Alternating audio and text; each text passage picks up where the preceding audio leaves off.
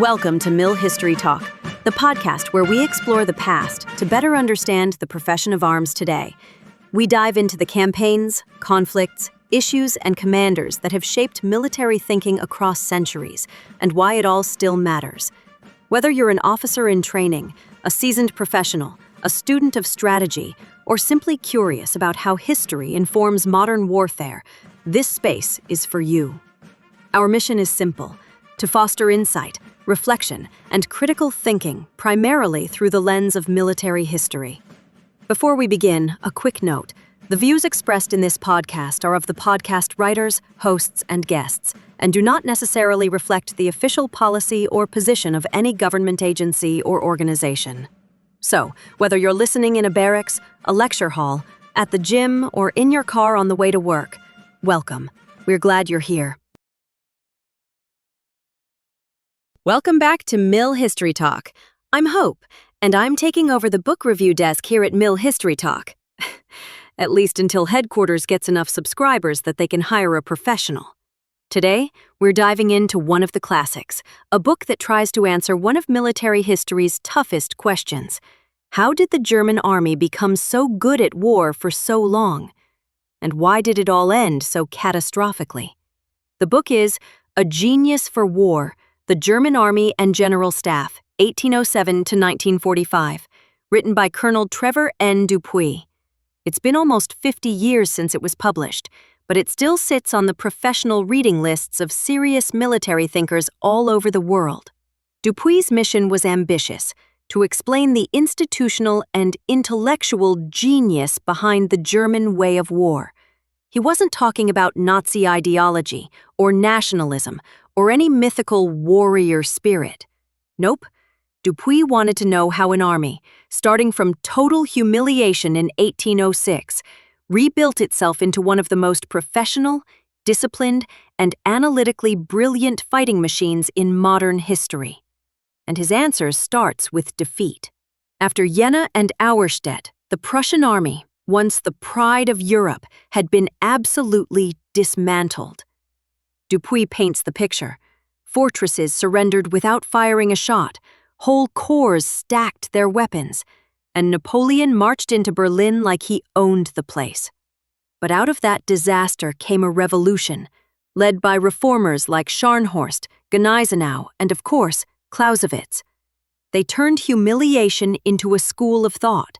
They created a new system, the General Staff, that institutionalized thinking about war. Officers were trained not just to obey, but to analyze, to plan, to innovate. Dupuy argues that this system, with its emphasis on study, merit, and decentralized command, was the real secret weapon. It created an army that could adapt faster, plan better, and fight smarter than almost anyone else. He takes us through a century of evolution, from the wars of unification under Moltke the Elder, through World War I, and into the Blitzkrieg years of World War II. What's fascinating is how the German army managed to stay intellectually alive, while others got bureaucratic and complacent. Dupuy, being a U.S. Army colonel himself, respects that professionalism. You can feel it in his writing. He's analytical, not emotional. Almost like he's dissecting an organism to understand how it breathes. But he also sees the dark side. This brilliant machine, this genius for war, ultimately served a regime that used that genius for destruction. So the book becomes more than just a technical analysis. It's a cautionary tale. Dupuy's message is clear. Institutional brilliance without moral clarity is dangerous.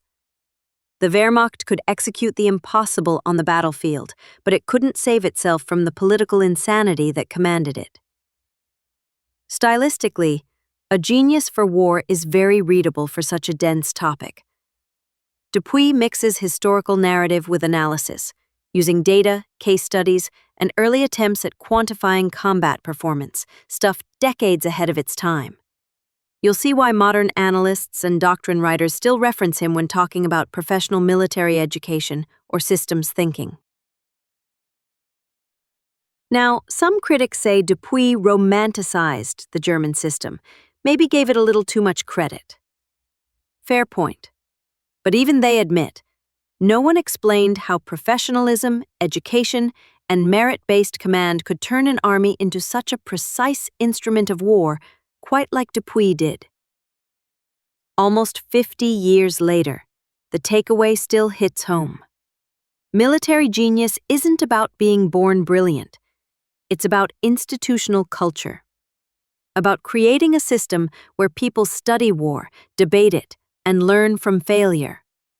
And maybe that's why Dupuy's book is still on the shelf, because he reminds us that the real secret to battlefield success isn't technology or charisma.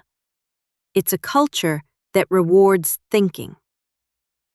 So if you're serious about understanding how the modern military profession evolved, or how armies turn knowledge into power, A Genius for War still earns its place as required reading. It's not a biography of heroes. It's the biography of an idea. And like all good ideas in war, it's both inspiring and dangerous. So that's Trevor Dupuy's A Genius for War. A reminder that armies don't just win with firepower, they win with ideas. And that professional military education isn't a checkbox, it's a mindset. Because the moment you stop questioning, studying, and reading, someone else out there still is. This has been Mill History Talk Book Reviews. I'm Hope, reminding you that knowledge is combat power, and the library is the safest place to reload. And unlike ammo, reading doesn't run out mid-campaign.